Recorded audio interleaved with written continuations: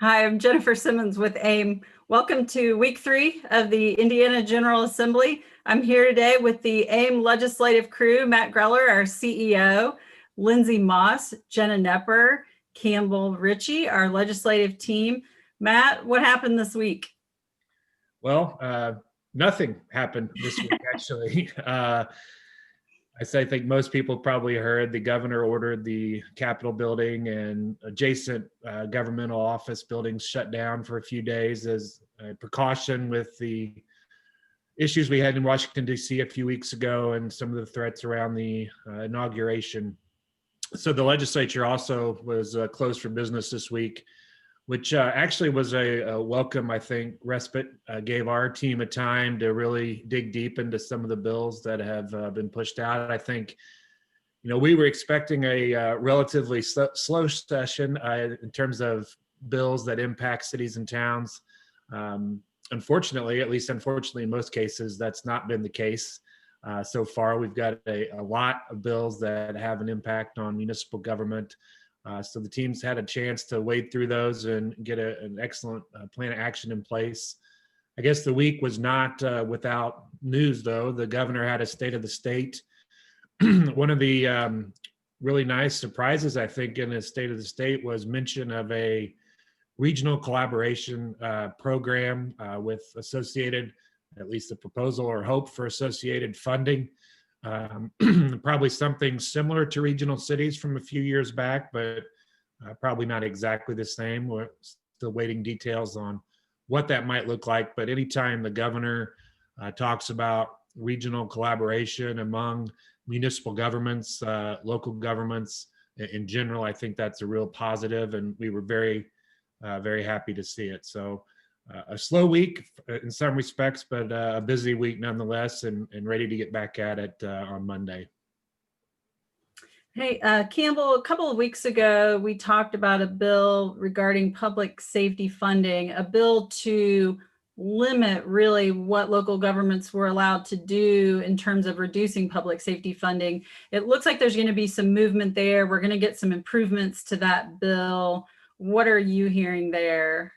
Yeah, so the the bill was about limiting how units can reduce their public safety funding unless there's a revenue shortfall. But the bill didn't contemplate a lot of technical details that we felt like we could help with uh, to make the language functional. We still probably don't think that the bill is necessary to ensure that we're adequately funding public safety, because that's a huge priority for our communities anyway. We just want to make sure that it would still be able to work in situations where there's like a consolidation or a fire protection district, or you're changing how your services are provided, contacting with the county instead of doing a town marshal, or things like that. So we have a amendment language to deal with that. We also want to make sure it was only the operating budget, so that changes in your capital structure, your bonds are rolling off on a new police car or something like that, that doesn't trigger the statute. And so the amendments also, in addition to dealing with the consolidation issue, exempting things like bonds, leases, capital expenditures, and outside grants from the consideration. So while we still don't think the bill is probably ultimately necessary, we think we have it in a place now where it'll at least function so that normal operations of your public safety budget, that where there are some fluctuations there, won't be really affected. Yeah, I'm sorry, I should have mentioned that's Senate Bill 42, right? Yeah. Yeah. And another bill we talked about recently, Jenna, Senate Bill 1072, I think, personal delivery devices. That's another bill it looks like we're going to at least be able to make better. A bill we had some concerns with in terms of local control. Sounds like you're going to get some improvements there. Yeah, we're working on it. It's House Bill 1072, authored by Representative Sullivan. So it's one of those bills where we're excited about the technology that companies like Amazon and FedEx have to offer in terms of robot delivery devices. This legislation would allow those devices to operate on any sidewalk or street within a municipality or county. So essentially any road or street. And so we're working with the bill's author to see what local units can have input on. So right now it preempts any ordinances dealing with design, maintenance, manufacture, licensing, registration, taxation, assessment. But hopefully we can see some movement on the registration piece and work toward allowing local units to have some input on where these devices can go, some protections for historic sidewalks or ADA neighborhoods where that's a major concern with the way the sidewalks are built or structured.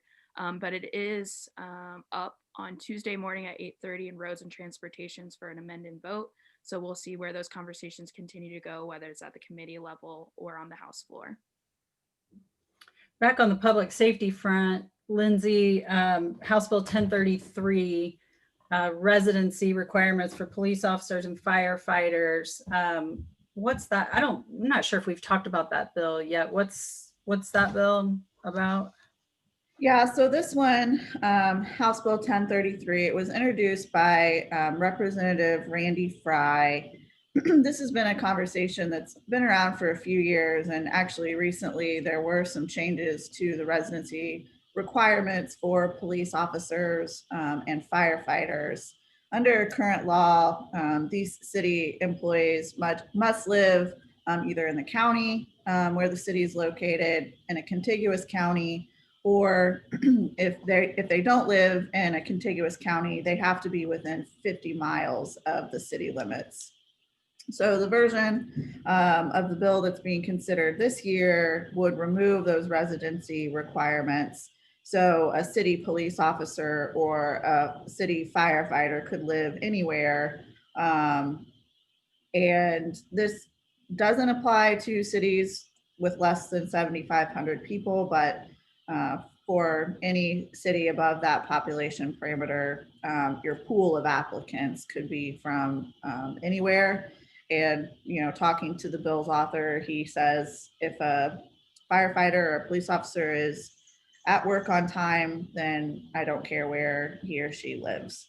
So that's where those conversations are, and that bill will be heard and probably voted out of committee this week.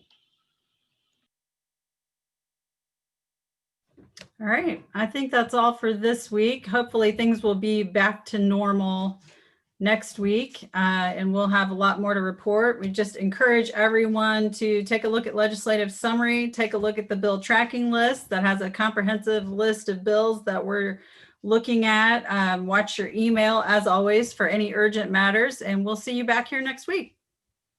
Thanks, everybody.